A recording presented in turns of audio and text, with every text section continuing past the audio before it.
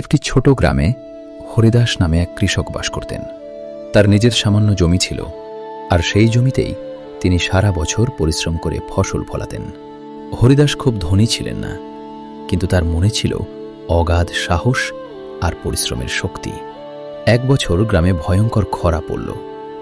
অনেক কৃষকের জমি ফেটে গেল, ফসল নষ্ট হয়ে গেল। গ্রামের মানুষ হতাশ হয়ে পড়ল, কিন্তু হরিদাস হাল ছাড়লেন না। তিনি প্রতিদিন ভোরে উঠে কুয়ো থেকে পানি তুলে জমিতে দিতেন। রোদে পুড়ে ঘামে ভিজে তিনি কাজ করে যেতেন। পাশের লোকেরা তাকে বলতো, এভাবে কষ্ট করে লাভ কি, ফসল তো আর হবে না। কিন্তু হরিদাস বিশ্বাস করতেন, পরিশ্রম কখনো বিফলে যায় না। কয়েক সপ্তাহ পরে হঠাৎ একদিন আকাশে মেঘ জমল, শুরু হলো বৃষ্টি।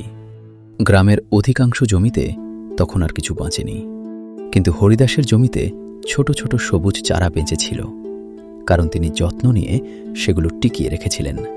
বৃষ্টির জলে সেগুলো দ্রুত বড় হতে লাগল। মৌসুম শেষে হরিদাসের জমিতে ভালো ফলন হল। গ্রামের মানুষ অবাক হয়ে দেখল, ধৈর্য আর কঠোর পরিশ্রমের ফল কত মিষ্টি হয়। সেদিন সবাই বুঝল, কঠিন সময়ে যে হাল ছাড়ে না, সাফল্য শেষ পর্যন্ত তার দোরগোড়ায় আসে।